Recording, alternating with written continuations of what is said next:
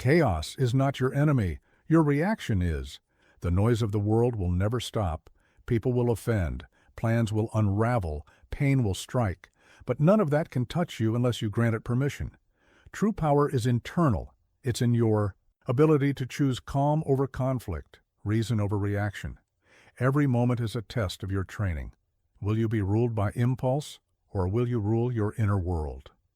Subscribe to our channel if you're ready to master your mind, and tell us, where are you watching from? Listen carefully, because what I'm about to share with you has transformed emperors and slaves alike. The world outside, it's a tempest of chaos, isn't it?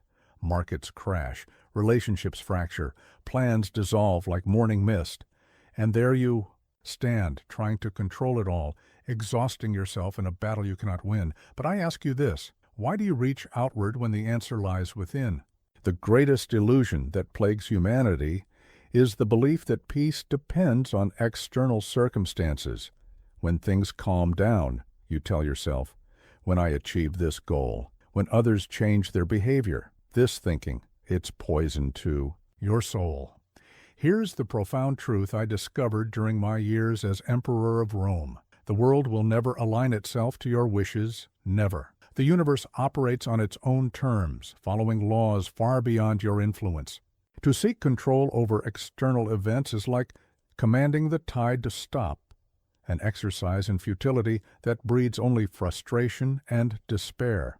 But within you lies a fortress, a sanctuary of unshakable calm that no external force can breach without your permission. This inner citadel, it's not just a metaphor, it's the most real thing you possess. Think of it this way. When a storm rages outside your home, do you try to calm each raindrop, control each gust of wind? No. You secure your shelter, you strengthen your walls, you create a space where the storm cannot touch you. Your mind requires the same approach. You must build it into an impenetrable fortress, brick by brick, day by day. Each thought you master, each impulse you control, each moment of chaos you meet with calm. These are the building blocks of your inner strength. But understand this.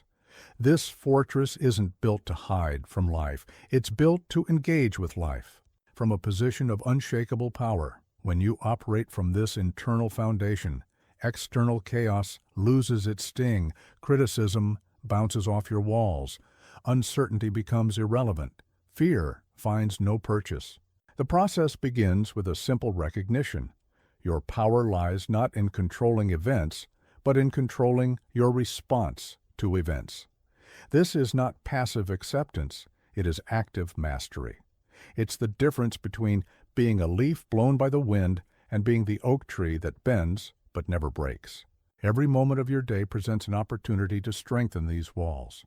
When someone insults you, that's not an attack, it's a training ground. When plans fall apart, that's not a disaster, it's a test of your fortress. When uncertainty looms, that's not a threat, it's a chance to prove your inner stability. Remember, the chaos of the world is not your enemy. It's your teacher. It's the resistance that builds your strength, the wind that tests your walls, the storm that proves your foundation. So I challenge you, stop trying to create peace in the world before you've created it within yourself.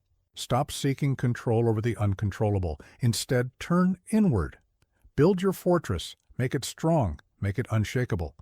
Because once you establish this inner citadel, you'll discover a truth that changes everything. The world's chaos doesn't disappear, but it no longer matters. You've found something far more powerful than external control. You've found internal sovereignty. Let us speak of the greatest architect of suffering you will ever encounter, your own mind. Yes, you who seek peace while carrying within you a master builder of chaos. Your thoughts, they are not mere observers of reality, they are creators, sculptors, architects of your experience. Consider this truth. Two people face the same event. One finds tragedy, the other finds opportunity. Same event, different worlds. Why?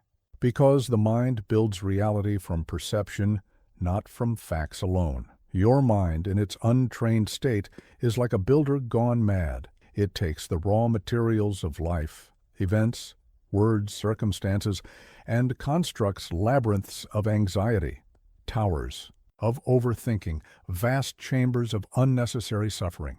And you, the emperor of your inner realm, have been letting this builder run wild. Watch how it works. A simple comment from a colleague becomes a fortress of insecurity. A moment of uncertainty transforms into a cathedral of worst-case scenarios. A single setback expands into an empire of failure. Your mind is not describing these realities. It is creating them. But here's what most don't understand. This architectural power of the mind can be directed. It can be mastered. The same force that builds prisons can build palaces. The same energy that creates chaos can create clarity. Let me show you the 3 primary ways your mind manufactures chaos. First, there's attachment. Your mind clings to ideas of how things should be. It creates elaborate blueprints of perfection, then shatters when reality follows its own design. This attachment to outcomes, to expectations, to fixed ideas, it's the foundation of your suffering. Second, there's judgment. Your mind compulsively categorizes everything as good or bad, favorable or unfavorable, right or wrong. Each judgment is another brick in the wall of your discontent. Each opinion, another chain, binding you to emotional turbulence. Third, there's overthinking, the endless construction of hypothetical futures, the constant renovation of past events. Your mind builds entire cities of anxiety about things that never come to pass. It reconstructs past moments again and again, each time adding new towers of regret. But I tell you this, the power to build implies the power to demolish. And more importantly, the power to build anew. Start with awareness. Notice how your mind works. Watch it begin its construction projects of worry, its elaborate plans of future anxiety. Don't judge these processes. Observe them. Like a master architect reviewing flawed blueprints, develop the ability to see the errors in your mental constructions. Then, practice the art of mental minimalism. Not every thought deserves a monument. Not every emotion requires a temple. Not every concern warrants a fortress. Learn to let thoughts be thoughts, passing clouds rather than permanent structures. Understand this, your mind will always build something. The question is, what will you let it build? Will you allow it to continue constructing mazes of confusion, or will you direct it to build spaces of clarity? The solution isn't to stop thinking, it's to think with purpose, to build with intention. When chaos begins to rise, ask yourself, is this real, or is this mental architecture? Am I observing reality, or am I constructing complications? Remember, simplicity is the highest form of sophistication. The most powerful fortress has clean lines, clear purpose, strong foundations. Your mind can learn to build such spaces, spaces of calm, of clarity, of true understanding. The chaos you perceive in the world, much of it exists primarily in the elaborate structures of your mind. Tear down what doesn't serve you. Build only what brings clarity. Let your mind become an architect of peace rather than a builder of turmoil. Your task now is clear. Become the master builder of your inner world. Design spaces of tranquility within your thoughts. Create chambers of clarity in your consciousness. Build an inner architecture that serves your peace rather than sabotages it. Listen carefully to what I'm about to tell you, because this principle has shaped empires and destroyed them just as swiftly. What you tolerate, you invite. What you permit, you promote. What you allow, you encourage. Every time you excuse a breach of your own standards, you lower the walls of your inner fortress. Every moment you tolerate mediocrity in your thoughts and actions, you invite weakness to become your character. Think of your life as a kingdom, because that's exactly what it is. You are its sole ruler. Its boundaries are yours to defend. Its laws are yours to enforce. When you allow small infractions to pass without consequence, you signal to the world, and more importantly, to yourself, that your boundaries are negotiable. Let me be clear, This is not about perfectionism. This is about standards, about the non-negotiable lines that define who you are and who you refuse to be. Consider how a single crack in a dam can lead to its collapse. It begins almost invisibly, a slight weakness, barely noticeable. But water, like chaos, is persistent. It probes, it tests, it finds the weak points and exploits them relentlessly. Your emotional discipline works the same way. One small outburst excused becomes two. Two become a pattern becomes a habit. And suddenly, you find yourself living in a kingdom of chaos, wondering how you lost control. Here's what most don't understand about tolerance. It's not passive, it's an active choice. Every time you tolerate a behavior, you're casting a vote for its continuation.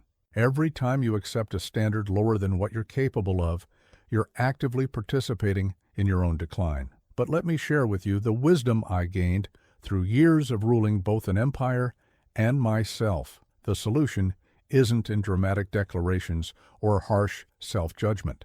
It's in the quiet, consistent enforcement of your standards. Start with your mind. What thoughts do you tolerate that weaken you? What internal dialogue do you permit that diminishes your power? These are not innocent mental activities. They are raids on your inner fortress. Move to your daily habits. What small compromises have you normalized? What just this once exceptions have become your regular practice? Each one is a hole in your defense, an invitation to disorder. Examine your relationships. What behaviors do you accept that violate your peace? What treatment do you tolerate that undermines your dignity? These aren't minor concessions. They are announcements to the world about what you're willing to accept. Now understand this crucial truth. Raising your standards doesn't mean becoming rigid or unforgiving. It means becoming clear, crystal clear about what strengthens you and what weakens you, what elevates your life and what diminishes it. The process begins with awareness.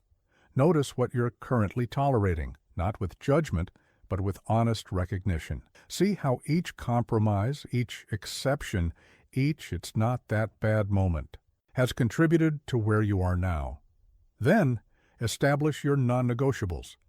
These are the lines that will not be crossed, the standards that will not be lowered, the boundaries that will not be breached, not by others, and most importantly, not by yourself. But here's the part most miss. These standards must be enforced first in the privacy of your own mind. In the quiet moments when no one is watching, in the small decisions that seem insignificant. Because here's another eternal truth. What you tolerate in private, you'll eventually display in public. The standards you compromise in secret become the limitations you live with openly. So I challenge you, look at your life right now. What are you tolerating that you know deep in your soul is beneath you? What standards have you lowered in the name of convenience? What boundaries have you allowed to be eroded in the name of peace? Remember, your life will rise to meet your standards, or sink to meet your tolerances. The choice, as it has always been, is yours. The path forward is clear. Define your standards, hold them sacred, enforce them consistently, not with rigidity, but with the quiet certainty of one who knows their own worth. Because in the end, you don't get what you want in life. You get what you tolerate. In all my years as Emperor of Rome, observing both the rise and fall of men, I have discovered this truth. The space between event and action is where mastery lives. This pause, this moment of conscious choice, is what separates the wise from the reactive, the powerful from the powerless. Let me share with you a principle that has preserved empires and saved countless souls from their own destruction. The power of pause is greater than the power of action. Consider how most people live. Something happens, they react. No space, no thought, no choice. Like an arrow released from a bow, their response is automatic, predetermined, unconscious. This is not the behavior of a sovereign being. It is the behavior of a slave to impulse. But you who seek mastery, must learn to create space where others see none, to insert pause where others rush to react, This is not weakness. This is not hesitation. This is power in its purest form. Think of it this way. When a skilled swordsman faces an opponent, does he match wild swing with wild swing? No. He creates a space. He watches. He waits. His power lies not in the speed of his reaction, but in the wisdom of his response. Your mind must become like this swordsman. When provocation comes, and it will come, your first victory is in the pause. In that moment of stillness before action, in that space between stimulus and response. Here's how you develop this power. First, recognize that every event has two parts, the thing itself and your response to it. The thing itself is often beyond your control, but your response, that is yours to command, always. Start with your breath. When chaos erupts, when emotion surges, when the world demands immediate action, breathe. One conscious breath creates the space you need. It is the doorway to choice. Then ask yourself these questions. What is actually happening here? Not what you think is happening, not what your emotions say is happening. What is objectively occurring in this moment? Next, examine your initial impulse. What does your untrained mind want you to do?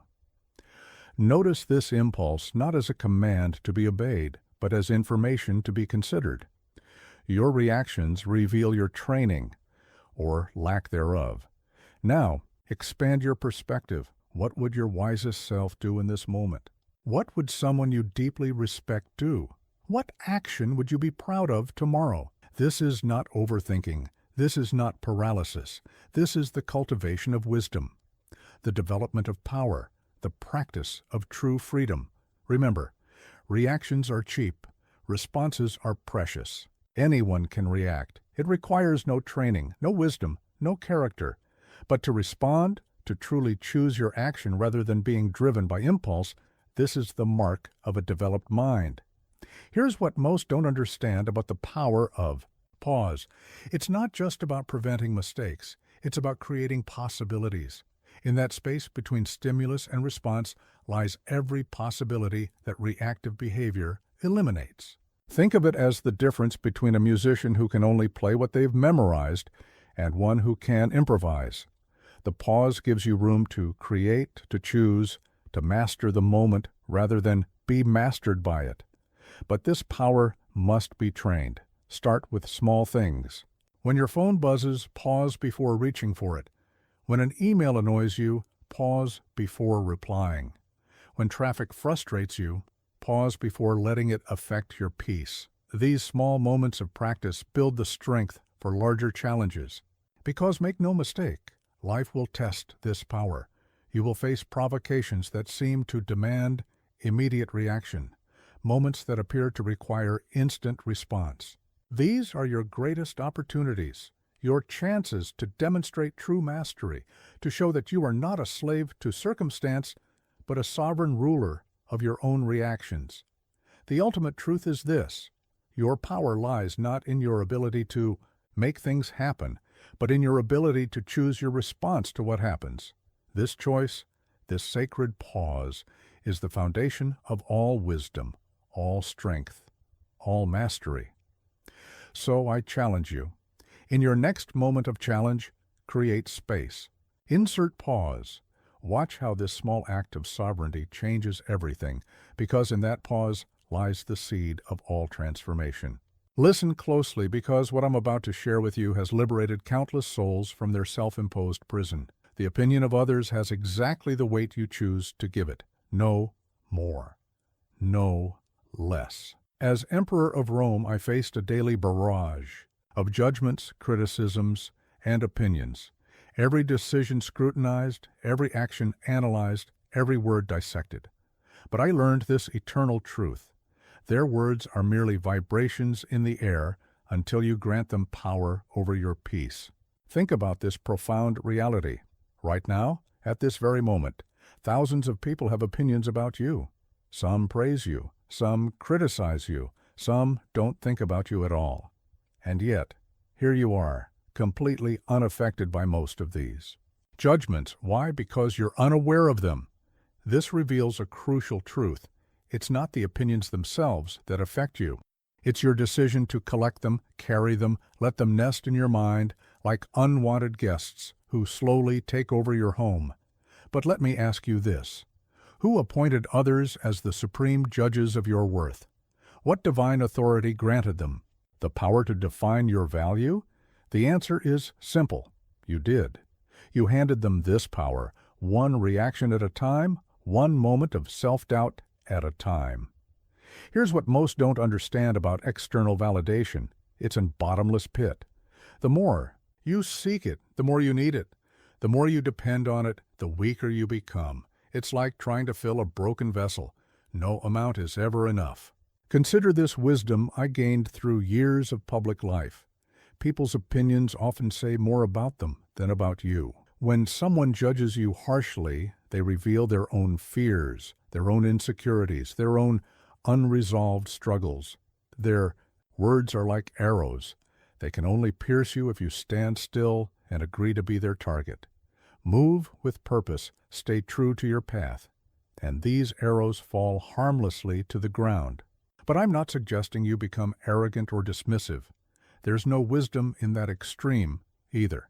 Instead, develop the ability to hear opinions without absorbing them, to listen without attachment, to consider without surrendering your peace. Think of it this way.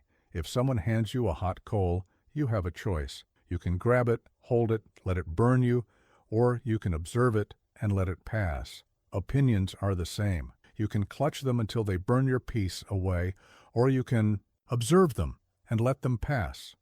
Here's how you begin this transformation. First, recognize that your worth is not a democracy. It's not up for vote. It's not determined by consensus. Your value is inherent, unchangeable, completely independent of others' assessment. Next, examine your relationship with validation. Notice how often you seek it, how much energy you spend trying to manage others' perceptions, how frequently you adjust your behavior to earn approval. Then, start the practice of internal validation. Before seeking external confirmation, ask yourself, what do I think about this? What does my wisdom say? What does my experience tell me? But here's the challenging part. This isn't about becoming invulnerable to opinions.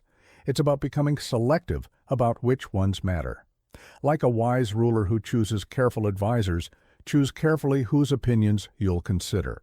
The opinions that deserve your attention are those that meet 3 criteria. They come from someone who has earned the right to offer feedback, they're delivered with genuine care for your growth, and they resonate with your own inner wisdom. Everything else, let it pass like clouds in the sky. Notice them perhaps, but don't let them darken your day.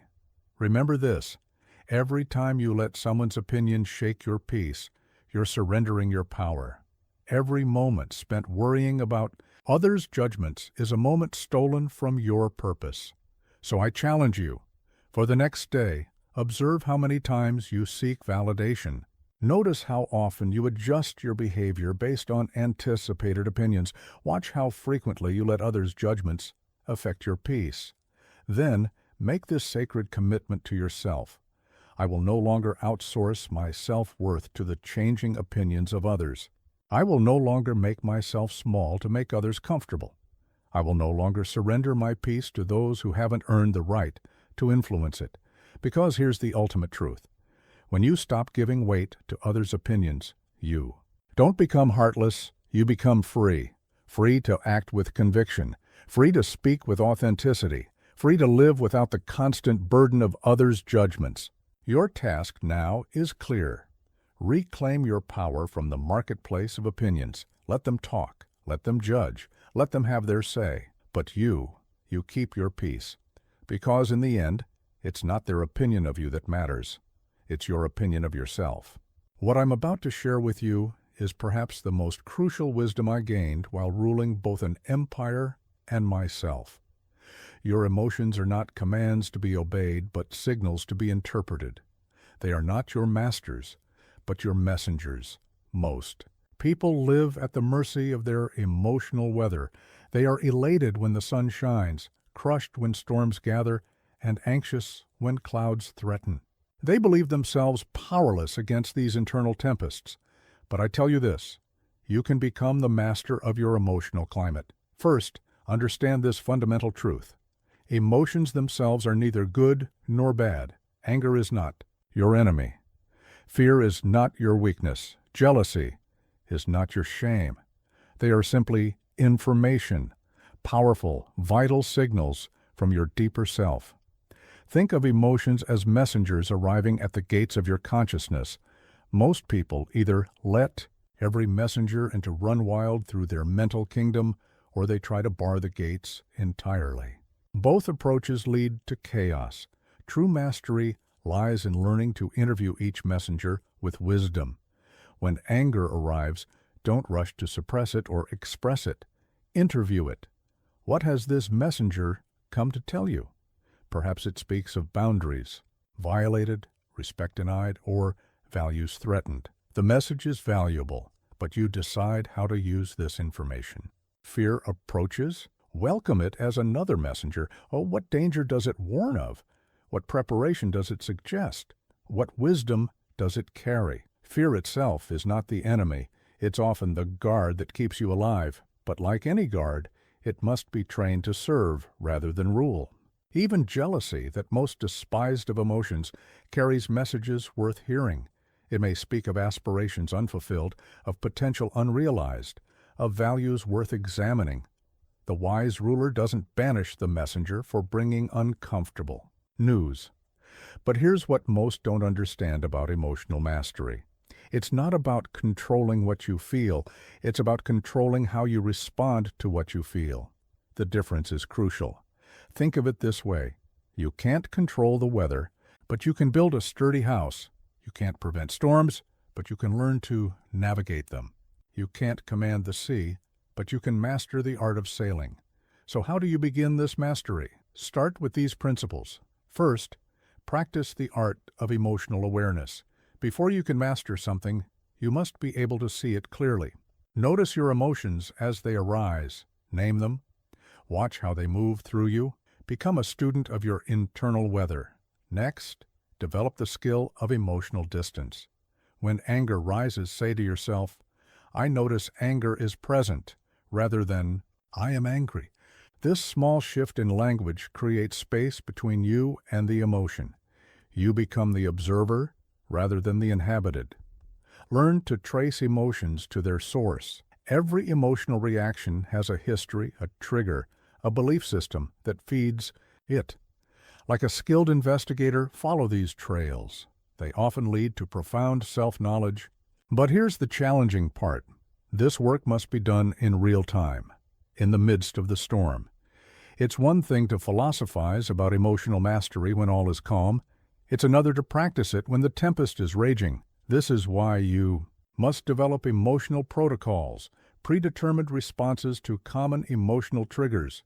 Just as a ship's captain has procedures for different types of weather, you need procedures for different emotional states. When anger surfaces, your protocol might be pause, breathe, name the emotion, identify the trigger, question the interpretation, choose the response. This is not about suppressing the anger, it's about channeling its energy wisely. For fear, your protocol might be acknowledge the signal, assess the real threat, separate fact from speculation, identify what's in your control, act on that alone. Remember this crucial truth.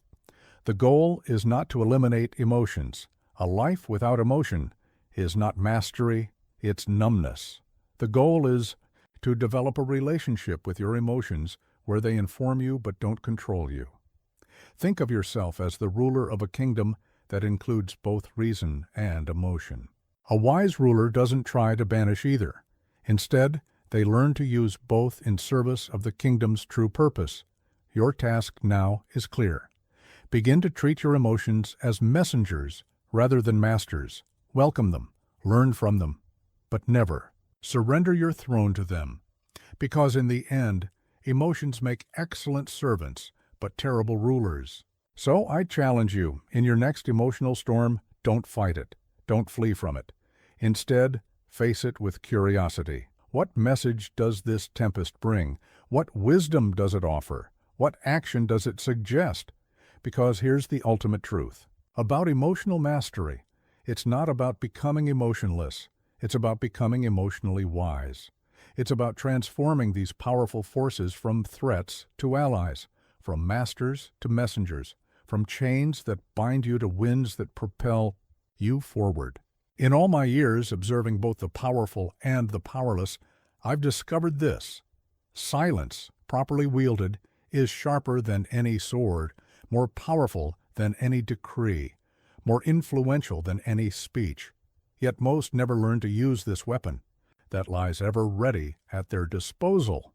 Listen carefully, because what I'm about to share with you has won more battles than all the armies of Rome. The mastery of silence is the mastery of power itself. Most people fear silence. They rush to fill every void with words, every moment with noise, every silence with sound. In doing so, they give away their power, reveal their weaknesses, and surrender their advantage. Think of silence as a blade. In the hands of a novice, it's uncomfortable, heavy, foreign. But in the hands of a master, it becomes an extension of will, precise, purposeful, devastatingly effective. Here's what most don't understand about silence. It's not the absence of action. It's action at its most refined. When you choose silence, you're not choosing passivity.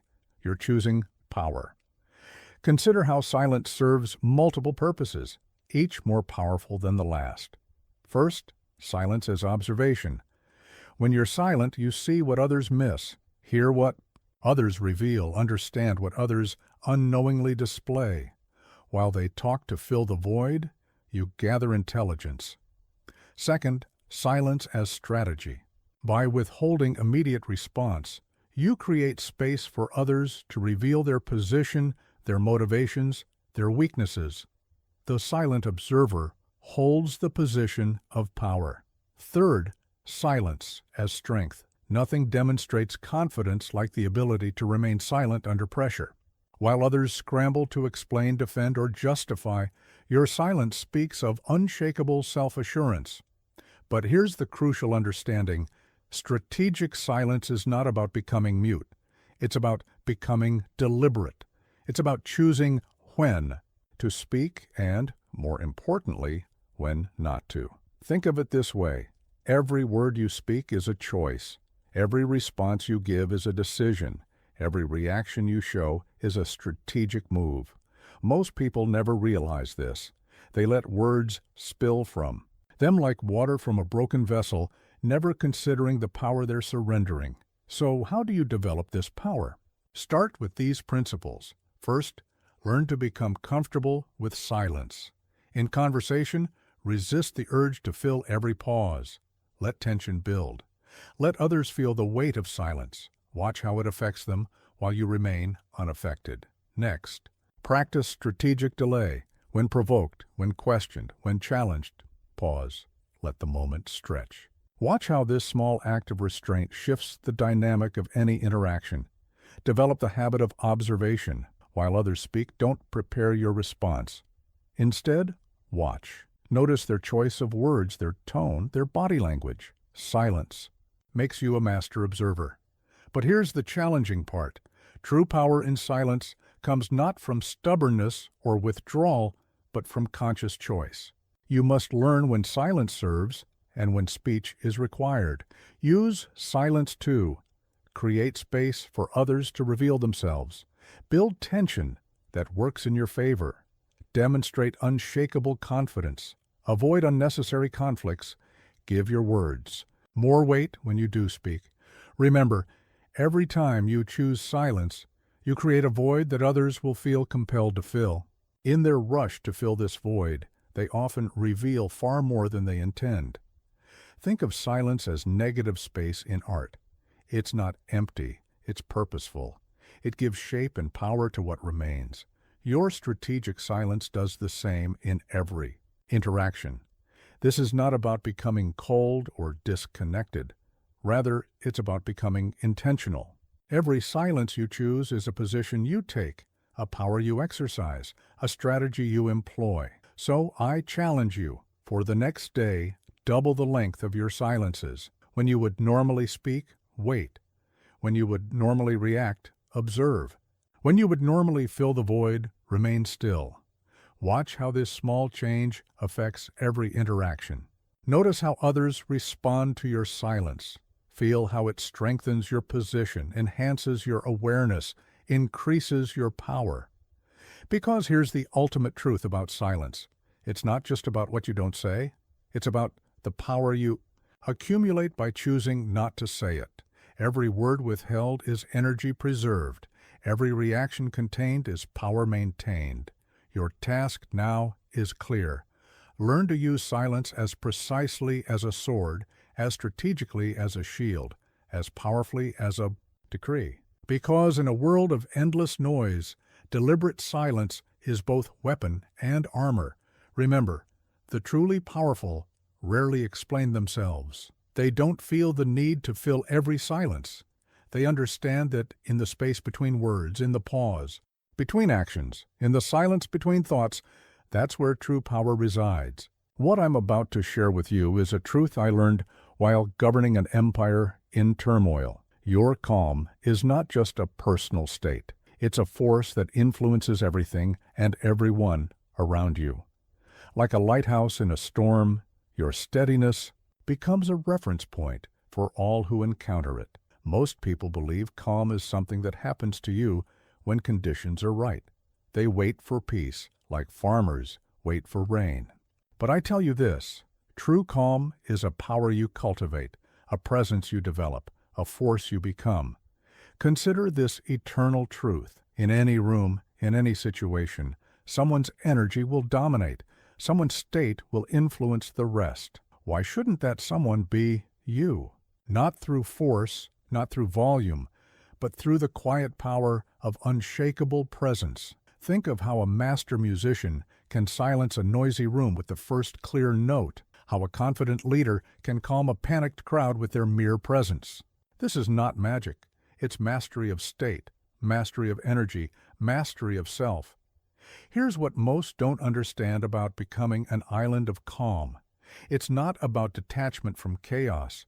It's about maintaining your center within it, like a tree that bends with the wind but never loses its roots.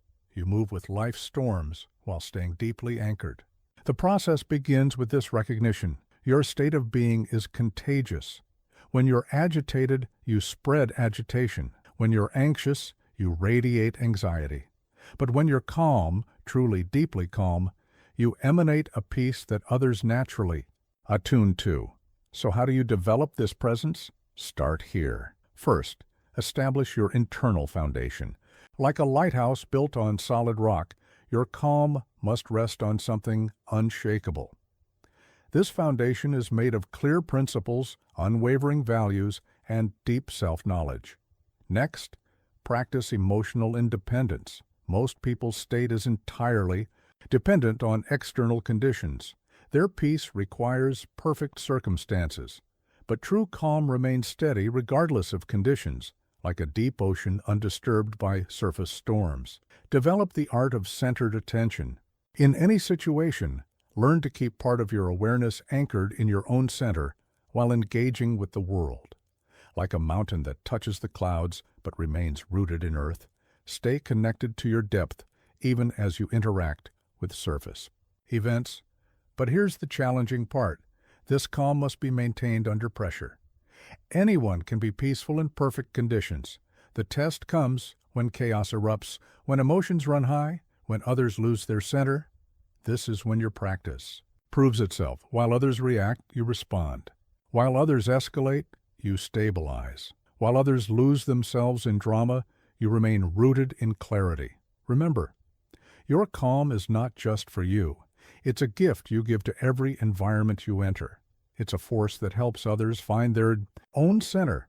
It's a presence that transforms chaos into order simply by existing within it. Think of it this way. When a room full of pendulums swings chaotically, and you introduce one steady pendulum among them, what happens? Gradually, mysteriously, the others begin to synchronize with the steady one. Your calm presence works the same way. But this influence must be natural, not forced. You don't impose calm, you embody it. You don't demand peace, you demonstrate it. You don't fight chaos, you introduce an alternative to it. Here's how you practice this in daily life. In conversation, maintain your center even when others lose theirs. Don't match their agitation. Meet it with steady presence. In crisis, be the still point others can orient around, not through dramatic action, but through composed presence. In conflict, stay connected to your depth, even as you engage with surface turbulence. Like that deep lake, let the waves play on your surface while your depths remain serene. Your task now is clear. Develop a presence so steady, so rooted, so real, that it naturally transforms any environment you enter. Not through effort, not through force, but through the simple power of embodied calm. Because here's the ultimate truth. The world doesn't need more people who can create excitement. It needs more people who can create calm, not as a technique, not as a performance, but as a natural expression of their mastered state. So I challenge you, in your next moment of chaos, don't try to fix it. Don't try to fight it. Instead, become so rooted in your own calm that you automatically transform it. Because true power isn't in controlling the storm, it's in being the eye of it. Listen carefully to what I'm about to tell you, because this truth has liberated more souls than all the victories of Rome. You don't carry burdens, you choose them. Every moment of suffering, every weight that bends your shoulders, every chain that binds your spirit, these are not imposed upon you. They are accepted by you. Most people live as if their attachments were chains they were born with, as if their grudges were inheritance they must preserve, as if their emotional burdens were sacred duties they must honor. But I tell you this, nothing that weighs you down is truly yours unless you choose to keep carrying it. Think of your mind as a great palace. Over years, you've filled its rooms with experiences, beliefs, memories, and emotions. Some of these serve you, many do not, yet you maintain them all, like a collector who can't bear to part with even the most burdensome possessions. Here's what most don't understand about letting go. It's not a loss of control. It's the ultimate expression of it. It's not surrender. It's liberation. It's not weakness. It's the highest form of strength. Consider this wisdom I gained through years of ruling both an empire and myself. The things you refuse to release end up owning you. Every grudge you hold becomes your master. Every past slight you cling to becomes your future prison. Every should have been becomes a chain around your present. But how do you master this art of letting go? Start with these fundamental truths. First, understand that attachment is not love. You can care deeply about something or someone without binding your peace to them. Like a sun that gives light without demanding anything in return, you can give your best without attaching to outcomes. Next, recognize that nothing external is truly yours to keep. Not possessions, not titles, not relationships, not outcomes. The only thing you truly possess is your ability to choose your response to what life presents. Learn to distinguish between what you can influence and what you must accept. Like a wise general, know which battles serve your greater purpose and which ones merely drain your resources. But here's the challenging part. Letting go must be practiced in real time, with real attachments, through real challenges. It's one thing to philosophize about detachment. It's another to release what your heart clings to. Start with small things. Notice how you hold on to minor irritations, small disappointments, tiny regrets. Practice releasing these first. Like a musician learning scales before symphonies, master the small releases before attempting the great ones. Then move to deeper attachments. Let go of the need to be right. Your peace is worth more than your victory in an argument. Release your grip on how things should be. Reality cares nothing for your expectations. Why battle what is? Surrender your attachment to past versions of yourself. You are not who you were. Why insist on carrying outdated self-images? But remember this crucial distinction. letting go is not the same as giving up. You can release your attachment to outcomes while still taking powerful action. Like an archer who releases the arrow with perfect form but detaches from its flight. Act with full commitment, but release your grip on results. Think of it this way. Every attachment you hold is like a rope you've tied to yourself. Some of these ropes bind you to past hurts. Others tie you to future fears. Still others connect you to other people's opinions or expectations. Each rope limits your movement, drains your energy, restricts your freedom. Letting go is simply the act of untying these ropes, one by one, deliberately, consciously. Your task now is clear. Examine what you're carrying. Ask yourself these questions. What grudges am I holding that are holding me back? What past events am I still dragging into my present? What expectations am I clinging to that poison my peace? What outcomes am I attached to that I cannot control? Then make this sacred commitment. I will no longer carry what does not serve my growth. I will no longer cling to what life asks me to release. I will no longer let attachment rob me of my peace. Because here's the ultimate truth about letting go. It's not something you do once. It's a continuous practice, a daily choice, a moment-by-moment commitment to your own freedom. So I challenge you. In your next moment of frustration, of disappointment, of hurt, pause. Feel the weight of what you're carrying. Then ask yourself, is this mine to keep? Does holding this serve my growth? What would happen if I simply let go? Remember, the power to release is always yours. No matter how long you've carried a burden, no matter how familiar it's become, no matter how much you've identified with it, you can set it down. Right now, this moment, your peace is waiting on the other side of that release. What I'm about to share with you is perhaps the most practical wisdom I gained while ruling Rome. The first hour of your morning determines the nature of your entire day. As the sun rises, so does your opportunity to seize command of your mind, before the world attempts to command it for you. Most people stumble into their days like unprepared soldiers into battle, reactive, unfocused, and vulnerable to every assault on their attention and peace. But I tell you this, the morning is not something that happens to you. It is a sacred space you must claim, defend, and use for your own elevation. Think of your morning as the foundation of a temple. Would you build a magnificent structure on shifting sand? Would you raise proud columns on unstable ground? Yet this is exactly what you do when you begin your day without proper ritual and preparation. Here's what most don't understand about morning discipline. It's not about rigid routines or arbitrary rules. It's about creating a space where your highest self can emerge before the lower demands of the day begin their assault. Consider this. Truth I learned through years of governing both an empire and myself. A mind that begins in chaos will seek chaos throughout the day. A mind that begins in order will create order in everything it touches. So how do you establish this morning? Sovereignty? Start with these fundamental principles. First, understand that your morning begins the night before. Like a general preparing for battle, lay out your plans, your tools, your intentions before you rest. Remove all obstacles to your morning victory. Rise before the world demands your attention.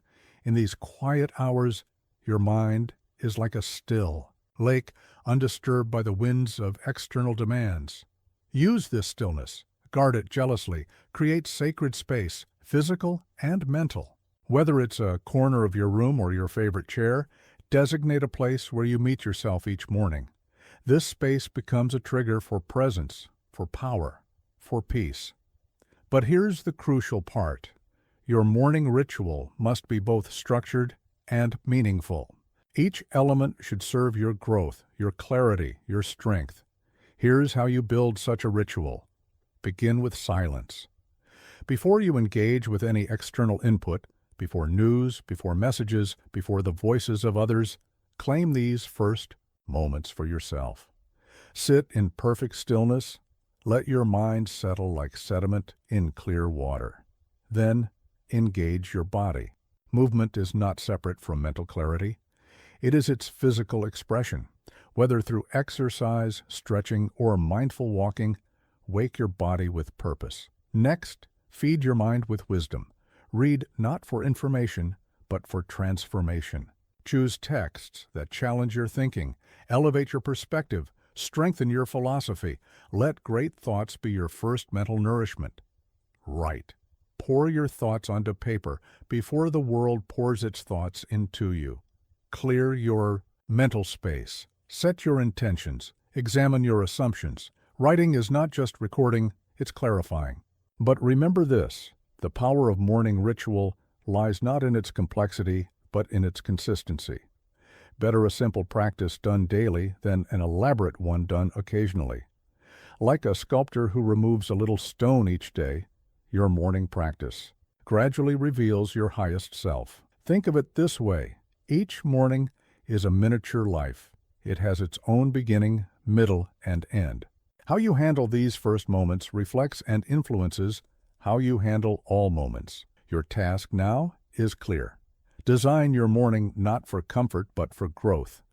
Create a space not for relaxation but for transformation.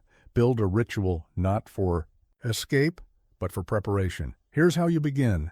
Tonight, prepare your morning battleground. Remove all potential disruptions. Lay out what you need.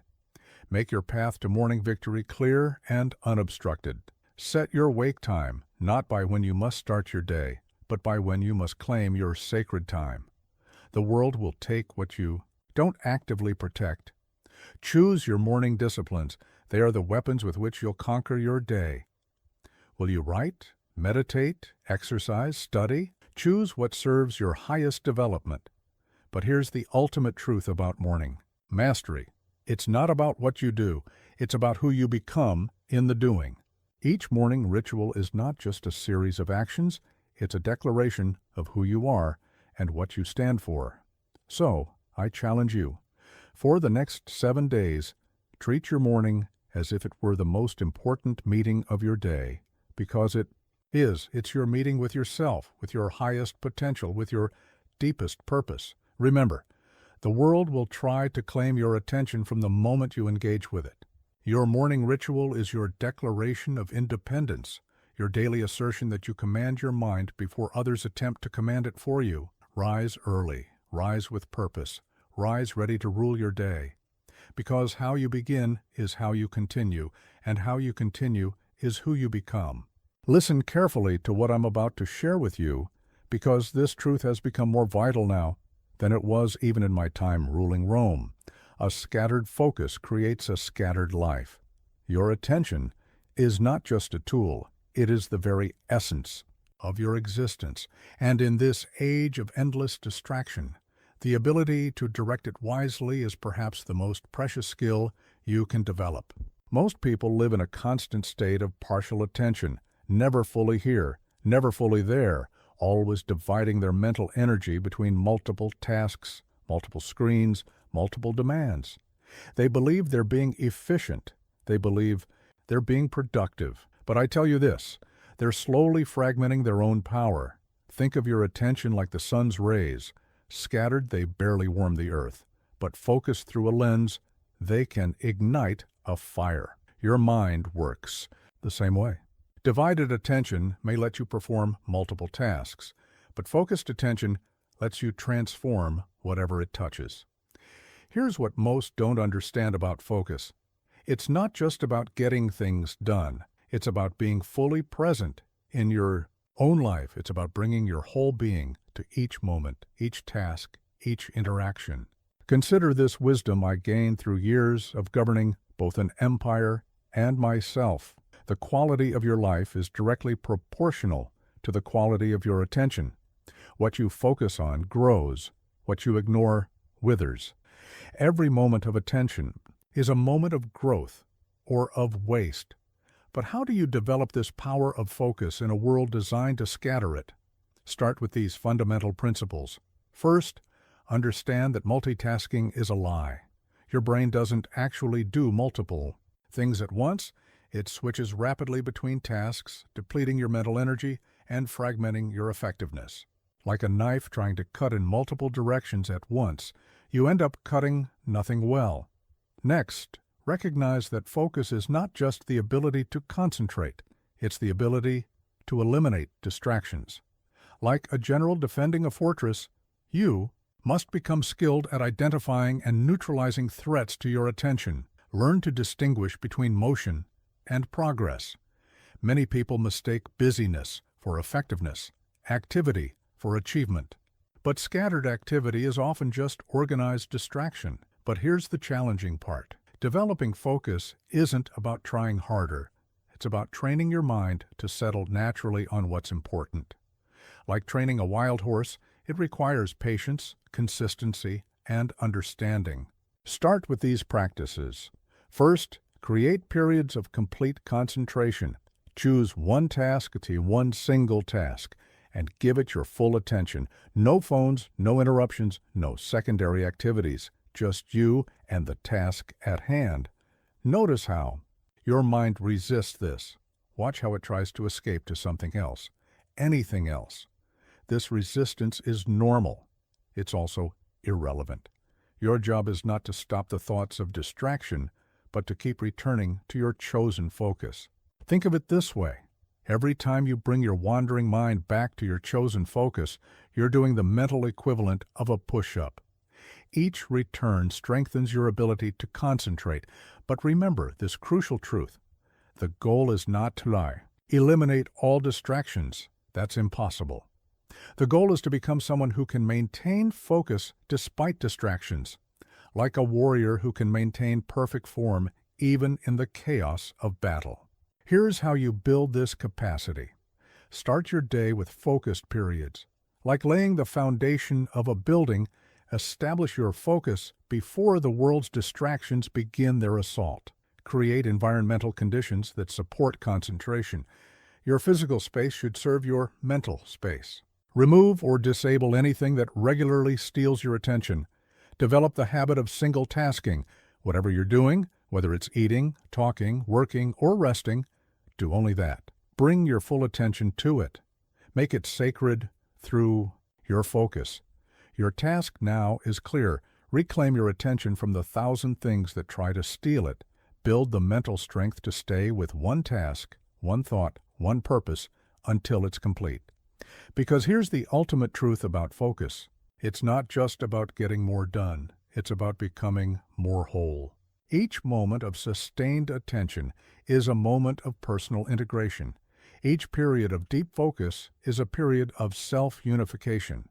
So, I challenge you. For the next hour, choose one important task and give it your complete, undivided attention. Notice how your mind tries to escape. Notice how the world tries to intrude. And notice how your power grows each time you gently, firmly return to your chosen focus. Remember, in a world that profits from your distraction, focus is not just a productivity tool, it's an act of rebellion. It's a declaration that your attention is yours to direct, your mind is yours to command, your purpose is yours to pursue. Your power lies not in how many things you can do at once, but in how completely you can do one thing at a time. Master this, and you master yourself. What I'm about to share with you is a truth that preserved my sanity while ruling an empire. Not everything that demands your attention deserves your energy. Not every battle that presents itself is yours to fight. Not every problem that arises requires your solution. Most people live as if they had infinite energy to spend on finite concerns. They rush into every conflict, react to every provocation, engage with every problem that crosses their path. But I tell you this, your energy is your empire, and like any empire, it must be governed wisely. Think of your daily energy as a precious currency. Every reaction, every engagement, every emotional response, these are expenditures from your treasury. Would a wise ruler spend their kingdom's gold on every trivial matter that arose? Then why do you spend your precious energy so carelessly? Here's what most don't understand about energy management. It's not about having more energy. It's about investing what you have in what truly matters. Like a general choosing his battles, your power lies not in fighting every conflict, but in knowing which ones serve your greater purpose. Consider this wisdom I gained through years of governing both an empire and myself. The things that agitate you most are often the things that deserve your attention least. Your emotional reaction to something is not a reliable measure of its importance. So how do you develop this discrimination? How do you choose what deserves your energy? Start with these fundamental principles. First, understand that engagement is a choice. When something demands your attention, pause. Ask yourself, is this worthy of my energy? Does this serve my purpose? Is this battle mine to fight? Next, recognize that not all problems that present themselves are yours to solve. Like a wise ruler who knows the boundaries of his kingdom, know the limits of your responsibility. Learn to distinguish between what affects you and what concerns you. Many things may touch your awareness without requiring your engagement.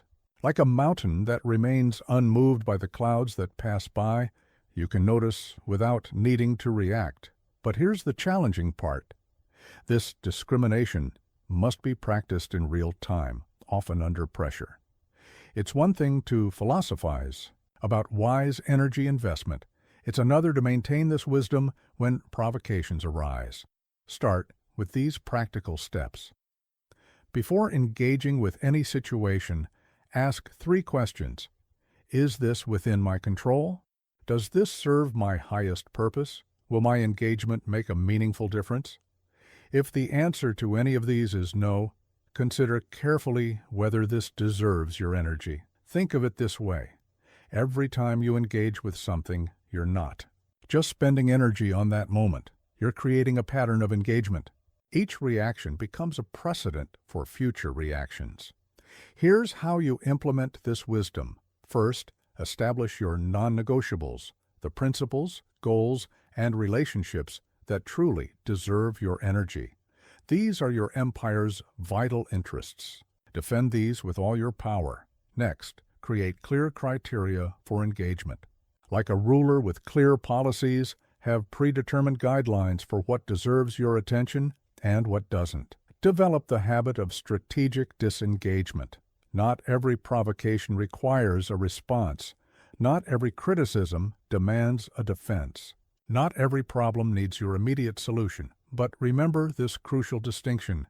Choosing what deserves your energy is not about becoming passive or uncaring. It's about becoming wise and strategic with your most precious resource. Your task now is clear. Audit your energy expenditure. Ask yourself, what currently drains my energy that doesn't serve my growth? What conflicts am I engaging in that aren't mine to fight?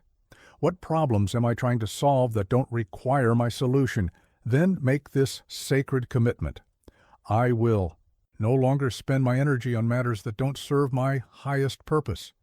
I will no longer engage in battles that aren't mine to fight. I will no longer deplete myself on problems I wasn't meant to solve.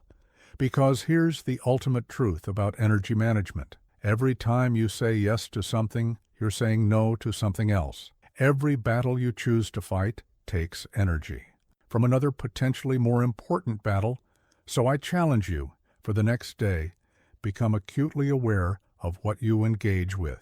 Notice what you react to. Pay attention to what you give your energy to. Then ask yourself, is this truly worthy of my power? Remember, your energy is not infinite, but your potential for impact is. If you choose your engagements wisely, like a master archer who selects their targets carefully, your power lies not in how many arrows you shoot, but in choosing the right targets for your aim. Your peace, your power, and your effectiveness all depend on this essential skill, knowing what deserves your energy and what doesn't. Master this, and you master the art of living itself. What I'm about to share with you is a truth that protected my peace through countless attacks during my reign as emperor. When words wound you, the injury is not in the words themselves, but in the vulnerabilities they find within you. The power of an insult lies not in the mouth of the critic, but in the mind of the receiver. Most people live in constant fear of criticism, treating every negative word like an arrow aimed at their heart. They defend, they retaliate, they crumble, all because they've given others the power to define their worth. But I tell you this, no one can diminish you without your consent. Think of criticism like rain falling on different surfaces. The same rain that softens clay hardens concrete. The difference lies not in the rain, but in what it falls upon. Similarly, the impact of criticism depends not on its content, but on the foundation it finds in you. Here's what most don't understand about handling criticism. The goal is not to become invulnerable to it, but to become wise in your relationship with it. Like a skilled warrior who knows how to deflect blows rather than absorb them, you must learn to let criticism inform you without defining you. Consider this wisdom I gained through years of facing both public praise and scorn.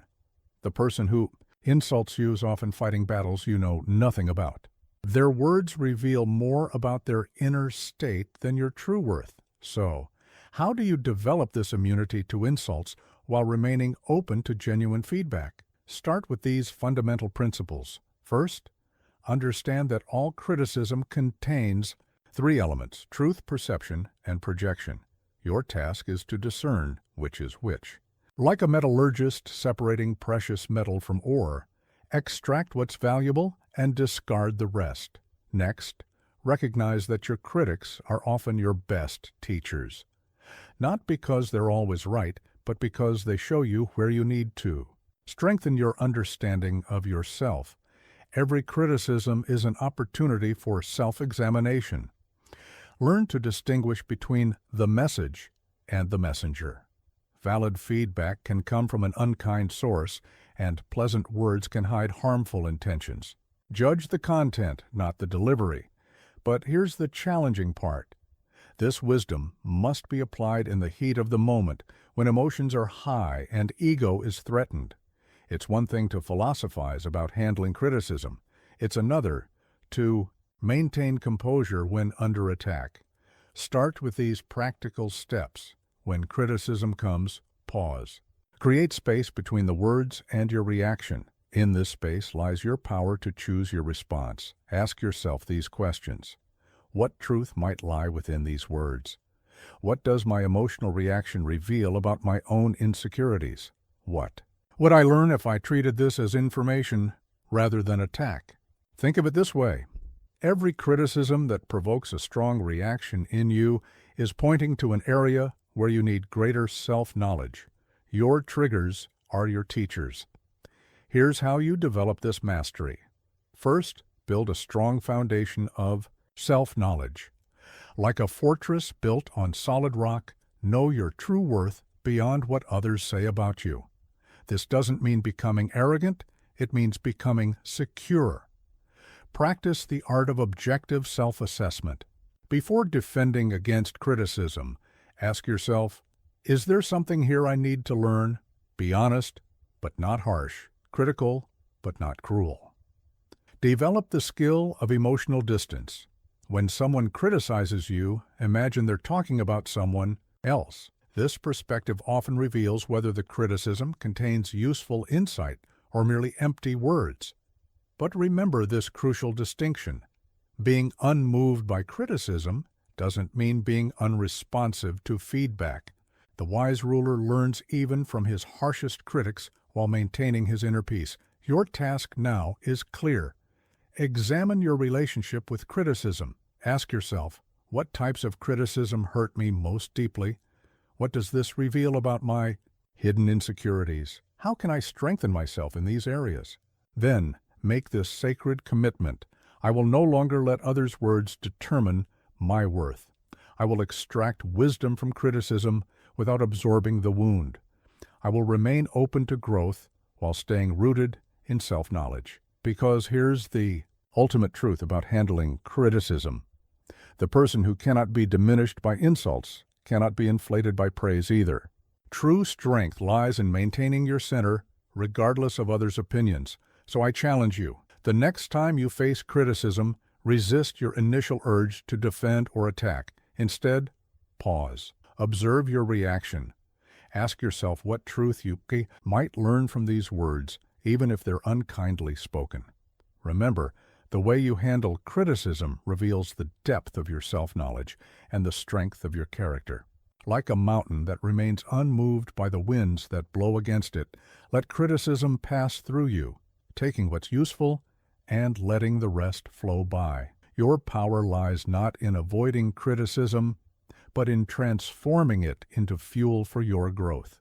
Master this, and you master one of life's greatest challenges. Listen carefully to what I'm about to share with you, because this truth has transformed countless lives, including my own. Suffering is not your enemy. Pain is not punishment. Hardship is not a curse. These are the very forces that, when properly understood, become the forge of your character. Most people spend their lives trying to avoid suffering, viewing it as life's great mistake, something that shouldn't be. They exhaust themselves seeking comfort, running from pain, hiding from hardship. But I tell you this, what you resist will persist. What you embrace, you can transcend. Think of yourself as iron ore in a forge, the heat that seems to threaten. Your destruction is actually the force of your transformation. The hammer blows that appear to break you are actually shaping you. The pressure that feels like it might crush you is actually condensing you into something stronger. Here's what most don't understand about suffering. It's not the pain that causes our deepest suffering. It's our resistance to it, like a swimmer fighting against a current. The more you struggle against what is, the more you exhaust yourself. Consider this wisdom I gained through years of facing both personal and imperial challenges. Every instance of suffering presents you with a choice. You can become its victim or its student. You can let it break you or let it make you. So how do you transform suffering from an enemy to an ally? Start with these fundamental principles. First, understand that suffering is inevitable, but suffering, well, is a choice. Like a warrior who knows that wounds are part of battle, accept that pain is part of life. Your power lies not in avoiding it, but in how you meet it. Next, recognize that suffering has purpose, not because some divine plan ordains it, but because you can assign it purpose. Like an athlete who knows that muscle grows through resistance, understand that character develops through challenge. Learn to distinguish between productive and unproductive suffering. Some pain transforms you, some merely torments you. Your task is to know the difference and choose your battles wisely. But here's the challenging part. This wisdom must be applied in the midst of real pain, real challenges, real hardship. It's one thing to philosophize about suffering. It's another to transcend it while experiencing it. Start with these practices. When pain arrives, don't immediately seek escape. Pause. Face it. Ask yourself, what is this suffering trying to teach me? What strength is it trying to forge in me? What weakness is it revealing that I need to address? Think of it this way. Every instance of suffering is like a master teacher who has appeared to show you something about yourself. The lesson may be harsh, but the wisdom is precious. Here's how you develop this mastery. First, build your capacity to face discomfort. Start with small challenges, cold showers, hard workouts, difficult conversations. Each voluntary hardship strengthens your ability to face involuntary ones. Practice the art of reframing suffering. Instead of asking, why is this happening to me? Ask, what is this preparing me for? Transform the narrative from victimhood to growth. Develop the skill of finding purpose in pain. Every hardship carries within it the seed of an equal or greater benefit, if you have the wisdom to find it and the patience to let it grow. But remember this crucial distinction. Embracing suffering doesn't mean seeking it out needlessly. It means meeting it with purpose when it arrives. Like a martial artist who doesn't look for fights but knows how to use them for mastery when they come. Your task now is clear. Examine your relationship with suffering. Ask yourself, what pain am I running from that I need to face? What hardship am I resisting that I need to embrace? What suffering have I labeled as punishment that might actually be preparation? Then, make this sacred commitment. I will no longer run from what hurts. I will no longer hide from what challenges me. I will no longer resist what life brings to forge me. Because here's the ultimate truth about suffering. It's going to be part of your story, one way or another. The only choice you have is whether it will be a story of victory or victimhood. So, I challenge you. The next time suffering appears in your life, resist the urge to escape it. Instead, turn and face it. Ask it what it's come to teach you. Show it that you're ready to learn. Remember, the same fire that melts butter hardens steel. The difference lies not in the fire, but in what it touches. Let your suffering find in you not something to destroy, but something to temper.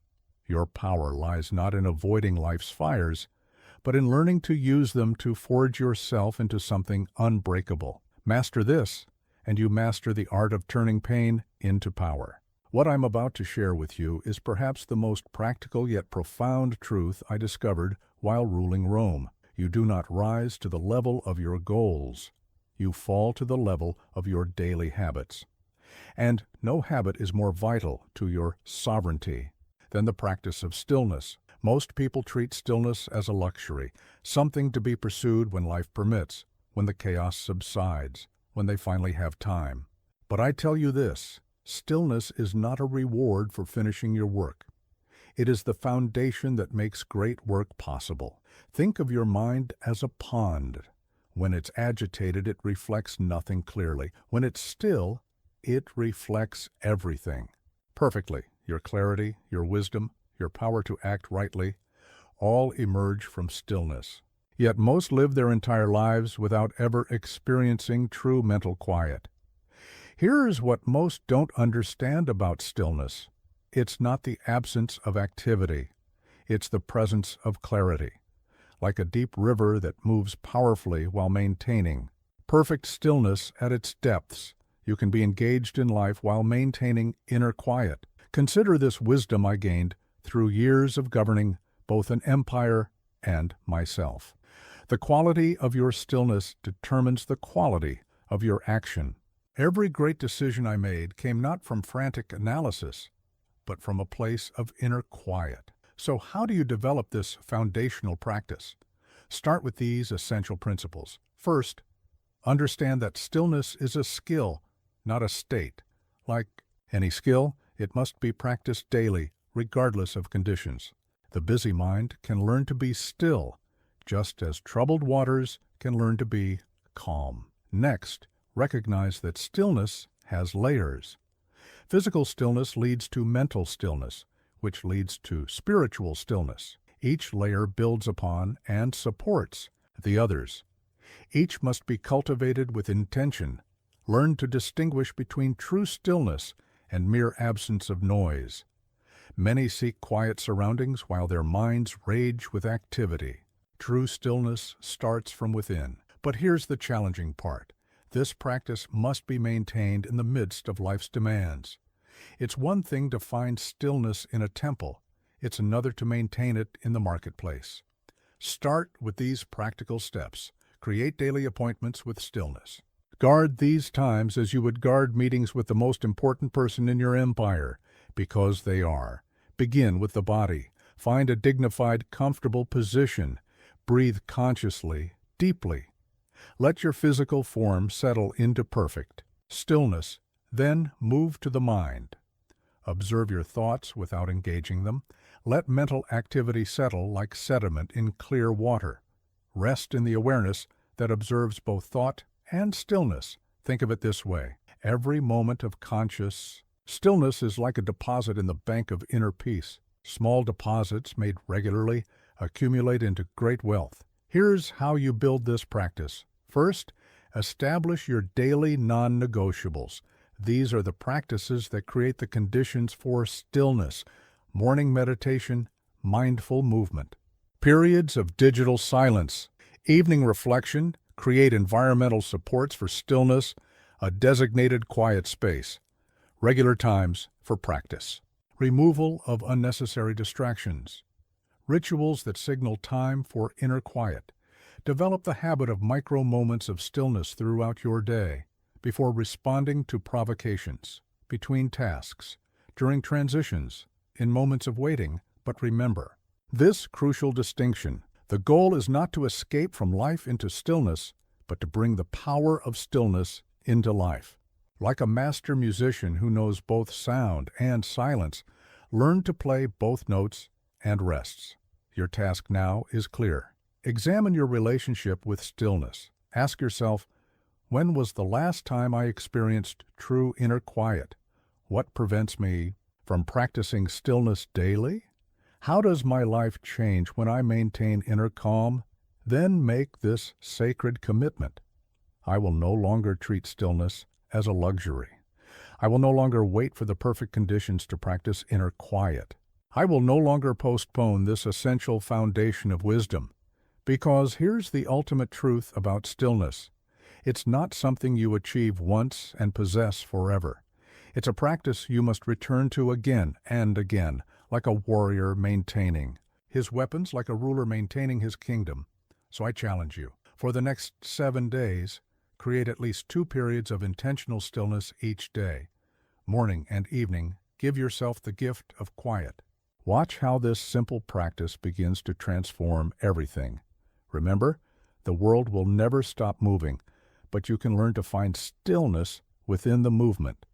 Like the eye of a hurricane, you can become the calm center around which life's storms revolve. Your power lies not in controlling external chaos, but in maintaining internal stillness.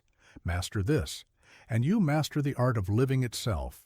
Listen carefully to what I'm about to share with you, because this truth has become more crucial now than it ever was in my time. The world's noise is endless, but your attention is finite. In an age where everyone shouts, true power lies in knowing when to remain quiet. Most people have become unconscious participants in the world's chaos. They forward every piece of information without reflection, react to every provocation without pause, add their voice to every controversy without purpose. But I tell you this, just because the world is noisy doesn't mean you must become noise. Think of yourself as a deep ocean. On the surface, waves crash and storms rage. But in your depth, there is perfect silence, perfect clarity, perfect peace. Your task is not to eliminate the surface storms. It's to learn to live from your depths. Here's what most don't understand about navigating today's noise. The goal is not to escape it completely. That's impossible. The goal is to develop such strong inner clarity that external noise becomes irrelevant. Consider this wisdom I gained through years of ruling an empire. The more urgent something appears, the more carefully you must question its true importance. The louder the world becomes, the more vital your inner quiet grows. So, how do you maintain clarity in a world of endless distraction? Start with these fundamental principles. First, understand that noise is not just sound, it's any input that disturbs your inner clarity. Social media, endless news, pointless debates, others' drama. These are all forms of noise that can cloud your mind. Next, recognize that you become what you consistently engage with. Every piece of information you consume, every conversation you participate in, every reaction you allow. These shape your mental environment. Learn to distinguish between signal and noise. Not everything that demands your attention deserves your engagement. Not every trending topic requires your opinion. Not every controversy needs your voice. But here's the challenging part. This discretion must be practiced constantly in a world designed to bypass your filters and trigger your reactions. It's one thing to philosophize about mental clarity. It's another to maintain it when everyone and everything demands your engagement. Start with these practical steps. First, audit your inputs. What information sources truly serve your growth? Which relationships elevate your thinking? What conversations actually matter? Then, establish clear boundaries. Not every message requires a response. Not every opinion needs your counterargument. Not every drama deserves your attention. Think of it this way: your mind is like a city. You are its ruler. Every piece of information, every opinion, every piece of content is like a visitor requesting entry. Would a wise ruler let everyone in without question? Here's how you maintain this sovereignty. Create deliberate spaces of silence in your day. Times when you disconnect not just from devices, but from the world's endless commentary. Practice the art of selective engagement. Choose your battles wisely. Pick your conversations carefully. Select your information sources intentionally. Develop the habit of questioning urgency. Does this really require my immediate attention? Will this matter in a month, a year? Is this noise or signal? But remember this crucial distinction. Being selective about engagement doesn't mean becoming isolated or uninformed. It means being intentional about what you let into your mental space. Your task now is clear. Examine your relationship with the world's noise. Ask yourself, how much of what I engage with daily is truly essential? What unnecessary noise have I invited into my life? How often do I add to the world's chaos rather than its clarity? Then make this sacred commitment. I will no longer be a passive consumer of noise. I will no longer let every trending topic hijack my attention. I will no longer allow the world's chaos to become my internal state. Because here's the ultimate truth about maintaining clarity: the world's noise will never stop. The feed will never end. The controversies will never cease. Your only power lies in choosing what you let in and what you engage with. So I challenge you, for the next day, become acutely aware of what you're letting into your mind. Notice what you react to. Pay attention to what you amplify.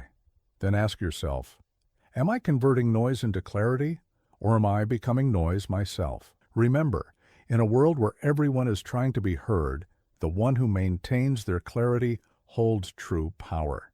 Like a lighthouse that cuts through storm and darkness, let your clarity shine through the world's chaos. Your task is not to silence the world, it's to maintain your wisdom regardless of its noise. Master this, and you master the art of living in modern times while keeping your ancient strength. What I'm about to share with you is perhaps the most powerful truth I learned while leading Rome. Your emotional state is not just personal, it's a force that shapes everyone around you. Like gravity, it pulls others into its orbit, whether you intend it or not. Most people underestimate the contagious nature of their emotional state. They believe their anxiety is private, their stress is personal, their mood affects only themselves. But I tell you this, as a leader, as a parent, as a presence in any room, your emotional stability or instability ripples out to affect everything it touches. Think of yourself as the center of a pond. Every emotional reaction you have, every loss of composure, every moment of stability, these are like stones dropped into still water. The ripples move outward, affecting far more than the point of impact. Here's what most don't understand about emotional leadership. People will rarely remember what you said, but they will always remember how you made them feel. Your composure, or lack thereof, creates the emotional climate in which others must operate. Consider this wisdom I gained through years of governing both an empire and myself. A leader's greatest power is not in their authority, but in their stability. When those around you lose their heads, your composure becomes their anchor. So how do you develop this power to influence through stability? Start with these fundamental principles. First, understand that emotional stability is not the absence of feeling, it's the mastery of feeling. Like a skilled captain who feels the storm but maintains steady hands on the wheel, you must learn to experience emotion without being dominated by it. Next, recognize that your composure is a resource for others. In times of crisis, in moments of challenge, your stability becomes their sanctuary. Your calm becomes their compass. Learn to distinguish between empathy and absorption. You can understand others' emotions without taking them on. You can care deeply without losing your center. But here's the challenging part. This stability must be maintained under real pressure, when others are losing their composure, when chaos is at its peak. It's one thing to be calm in solitude. It's another to maintain that calm when everyone around you is in turmoil. Start with these practices. First, develop your emotional awareness. Notice how your state affects others. Observe how your reactions influence group dynamics. Watch how your stability or instability shapes situations. Then establish your emotional baseline. What triggers throw you off center? What helps you maintain composure? How quickly can you return to stability? Think of it this way. Your emotional stability is like a strong currency. The more stable it is, the more others come to rely on it, to trust in it, to be influenced by it. Here's how you build this influence. Begin with self-mastery. Before you can be an anchor for others, you must be anchored yourself. This means regular practices of calm, consistent emotional discipline, quick recovery from disturbance. Develop the art of steady presence. Maintain eye contact during crisis. Keep your voice level under pressure. Let your posture express confidence. Practice the skill of emotional leadership. Be the calm in others' storms. Demonstrate stability when others falter. Show composure when chaos erupts, but remember this crucial distinction. Being emotionally stable doesn't mean being emotionally unavailable. You can be both strong and sensitive, both stable and responsive. Your task now is clear. Examine your emotional influence. Ask yourself, how does my state affect my team? What emotional climate do I create at home? How do others feel in my presence? Then, make this sacred commitment. I will no longer underestimate the impact of my emotional state. I will no longer pretend my moods affect only me. I will no longer ignore the power of my presence. Because here's the ultimate truth about emotional leadership. Whether you choose to be or not, you are always influencing others. Your only choice is whether that influence will be intentional or accidental, positive or negative. So I challenge you. For the next week, become acutely aware of your emotional impact. Notice how your stability or instability affects the tone of meetings, the atmosphere at home, the efficiency of your team, the mood of your relationships. Remember, leadership is not just about position or authority, it's about presence. And the most powerful presence is one of unshakable calm. Your composure is not just a personal practice, it's a gift you give to everyone around you. Like a mighty tree that provides shade and stability to all who shelter beneath it, your emotional strength becomes a resource for your entire community. Master this, and you master not just yourself, but the art of lifting others through your presence alone. Listen carefully to these final words, because they contain the culmination of everything I've shared with you. All that you've learned, all that you've practiced, all that you've built within yourself. It was never for the easy days. It was for this moment when the storm comes, when chaos rises, when everything is tested. Most people spend their lives hoping the storm won't come. They pray for calm seas, for gentle winds, for easy paths. But I tell you this, the storm is not your enemy. It is your opportunity to demonstrate everything you've become. Think of yourself as a mighty oak that has grown strong through years of wind and weather. Each challenge you've faced, each principle you've practiced, each moment of discipline you've maintained, these are your roots, reaching deep into the soil of your character. Here's what most don't understand about life's greatest tests. They don't come when you're ready. They don't announce themselves. They arrive precisely when they will reveal what you've truly built within yourself. Consider this final wisdom I gained through years of ruling both an empire and myself. It's not the intensity of the storm that determines your fate. It's the strength of your foundation. Everything we've discussed, every practice you've developed, every insight you've gained, these are not mere philosophies. They are the foundation upon which you'll stand when everything else falls away. Now, let us bring together all you've learned. Remember the fortress within, that inner citadel you've built through daily practice. When chaos swirls around you, this is your sanctuary, your source of strength, your unshakable center. Recall the power of perception, how you've learned to see events not as good or bad, but as opportunities for demonstrating your character. When crisis strikes, this is your shield against reactive thinking. Think of the emotional mastery you've developed, how you've learned to feel deeply without being overwhelmed. When others panic, this is your anchor in the storm. Remember your practice of presence, how you've learned to stay focused in the present moment. When future fears and past regrets try to cloud your mind, this is your clarity. Consider the strength you've built through voluntary hardship, how you've learned to embrace discomfort for growth. When involuntary challenges arise, this is your preparation. Recall your mastery of silence, how you've learned to find power in stillness. When the world demands reaction, this is your source of wise response. Think of the boundaries you've established, how you've learned to choose your battles wisely. When everything seems urgent, this is your discernment. Remember your practice of letting go, how you've learned to release what you cannot control. When attachment brings suffering, this is your liberation. But here's the ultimate challenge. You must bring all of these elements together when the storm is fiercest. Like a master warrior who must combine all their training in the heat of battle, you must unify all your practices in moments of true test. So how do you stand strong when everything is being tested? Start here. First, center yourself in your practices. Return to your breath, ground in your body. Connect with your inner stillness. Remember your training in way. Assess with clarity what is actually happening, what is in your control, what principles are being tested, what response would reflect your highest self. Act from your foundation. Let your response come from principle, not reaction. Move with purpose, not panic. Speak from wisdom, not fear. Stand in your truth, not your anxiety. Remember, this moment of challenge is precisely what you've been preparing for.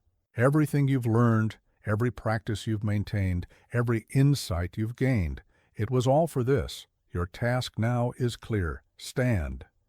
Not because you're certain of the outcome, but because you're certain of yourself. Stand.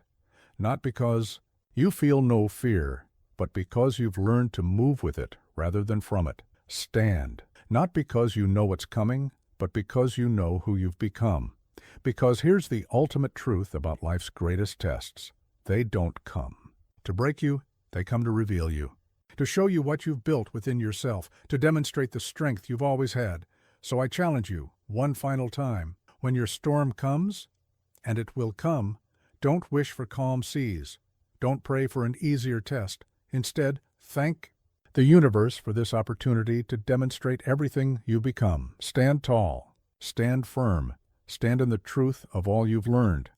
Let the storm come, let it test you, let it prove what you've built within yourself. Because in the end, it was never about avoiding the storm, it was about becoming the kind of person who could stand tall within it. This is your moment. Everything has prepared you for this. Stand tall.